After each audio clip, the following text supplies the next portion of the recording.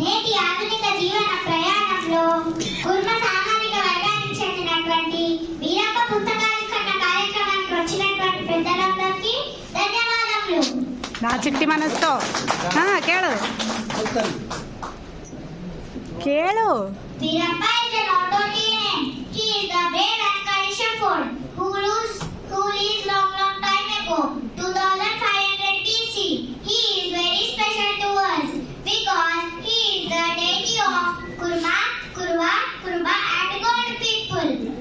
సమాజంలో ఒక్కొక్క సామాజిక వర్గానికి ఒక్కొక్క ప్రత్యేకత ఉంటుంది. అలాగే అనేక వైవిధ్య సాంస్కృతిక సంపద కలిగిన కుర్మ వంశం మహాభారతంలో కురువంశం నుంచి వచ్చింది. కన్నడలో గొర్రె అంటే కురి అంటే గొర్రె అని, గొర్రెలు కాసే వారిని కుర్మలు అని అంటారు. చరిత్రకారుల ప్రకారం 1336 హంపిలో విజయనగర సామ్రాజ్యాన్ని స్థాపించిన హరిహరరాయలు, బుక్కరాయలు కుర్మ వర్గానికి చెందిన వారుగా చెబుతారు.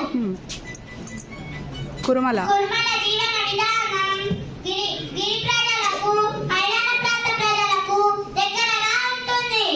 పూర్వం గొర్రెలను మేపి దాని ఉన్నిని సేకరించి గొంగలు వేయడం ప్రధాన పని.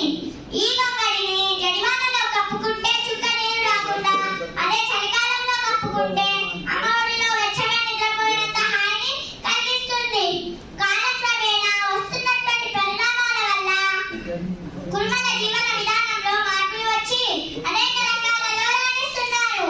ఇలా మార్పులు వచ్చినప్పటికీ పూర్వపు సంస్కృతిని మర్చిపోకుండా కులదైవం గురించి తెలియపరచాలనే ఉద్దేశంతో ఒగ్గు కథలు, మల్లన్న పండుగలు, వీరప్పదవన్లను నిర్వహిస్తున్నారు. కులదైవం మల్లన్న, గ్రామదైవం వీరప్ప, వీరిద్దరూ శివుడి రూపాలే. కాబట్టి వీరప్ప దేవుడి ఆశీస్సులు మనందరిపై ఉండి కుల ఐక్యత, కుల గుర్తింపు, కుల అభివృద్ధి, కుల చైతన్యానికి పాటుపడుతూ నేటి జనాభాలో మనకంటూ మనకంతా అనే అన్ని రకాల హక్కుల కొరకై మన అందరం కలిసి ముందుకు నడవాలని కోరుకుంటూ నాకు ఈ అవకాశం ఇచ్చిన పెద్దలందరికీ ధన్యవాదాలు.